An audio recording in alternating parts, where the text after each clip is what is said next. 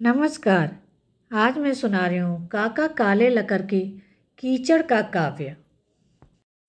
आज सुबह पूर्व में कुछ खास आकर्षक नहीं था।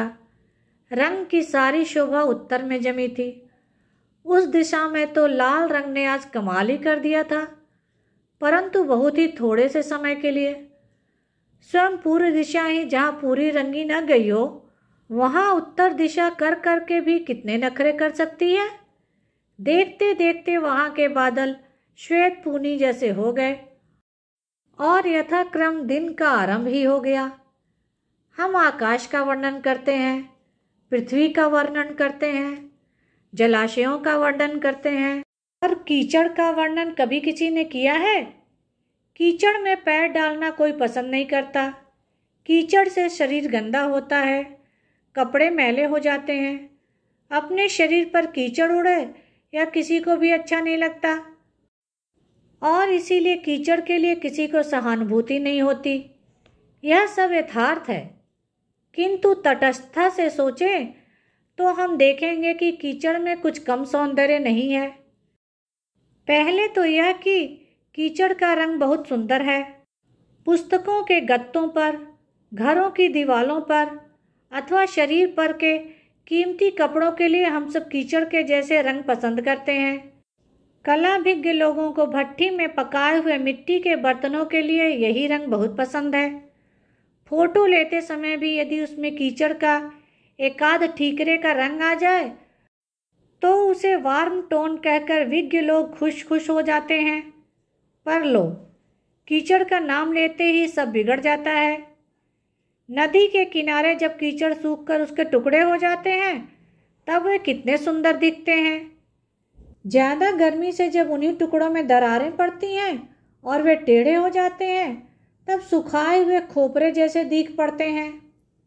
नदी किनारे मीलों तक जब समतल और चिकना कीचड़ एक साथ फैला हुआ होता है तब वह दृश्य कुछ कम खूबसूरत नहीं होता। इस कीचड़ का पृष्ठभाग को सूख जाने पर उस पर बगुले और अन्य छोटे बड़े पक्षी चलते हैं, तब 3 नाखून आगे और अंगूठा पीछे, ऐसे उनके पदचिन्ह मध्य एशिया के रास्ते की तरह दूर दूर तक अंकित देख इसी रास्ते अपना कारवां ले जाने की इच्छा हमें होती है।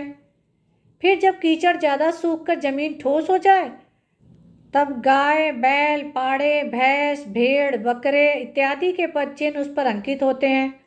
उसकी शोभा और ही है। और फिर जब 2 मदमस्त पाड़े अपने सींगों से कीचड़ को रौंदकर आपस में लड़ते हैं तब नदी किनारे अंकित पद चिन्ह और सींगों के चिन्हों से मानो महिष कुल के भारतीय युद्ध का पूरा इतिहास ही इस करदम लेख में लिखा हो, ऐसा भास होता है। कीचड़ देखना हो तो गंगा के किनारे या सिंधु के किनारे, और इतने से तृप्ति न हो तो सीधे खंभात पहुंचना चाहिए। वहां मही नदी के मुख से आगे जहां तक नजर पहुंचे वहां तक सर्वत्र सनातन कीचड़ ही देखने को मिलेगा। इस कीचड़ में हाथी डूब जाएंगे ऐसा कहना है। न शोभा दे ऐसी अल्पोक्ति करने जैसा है। पहाड़ के पहाड़ उसमें लुप्त हो जाएंगे ऐसा कहना चाहिए। हमारा अन्न कीचड़ में से ही पैदा होता है। इसका जागृत भान यदि हर एक मनुष्य को होता तो वह कभी कीचड़ का तिरस्कार न करता। एक अजीब बात तो देखिए, पंख शब्द घृणास्पद लगता है, जबकि पंकज शब्द सुनते ही कभी लोग डोलने और गाने लगते हैं। मल बिल्कुल मलिन माना जाता है, किंतु कमल शब्द सुनते ही चित्त में प्रसन्नता और आह्लादकत्व फूट पड़ते हैं।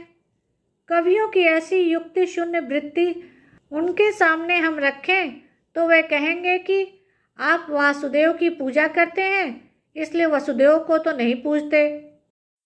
हीरे का भारी मूल्य देते हैं किंतु कोयले या पत्थर को नहीं देते, और मोती को कंठ में बांधकर फिरते हैं किंतु उसकी मातुश्री को गले में नहीं बांधते।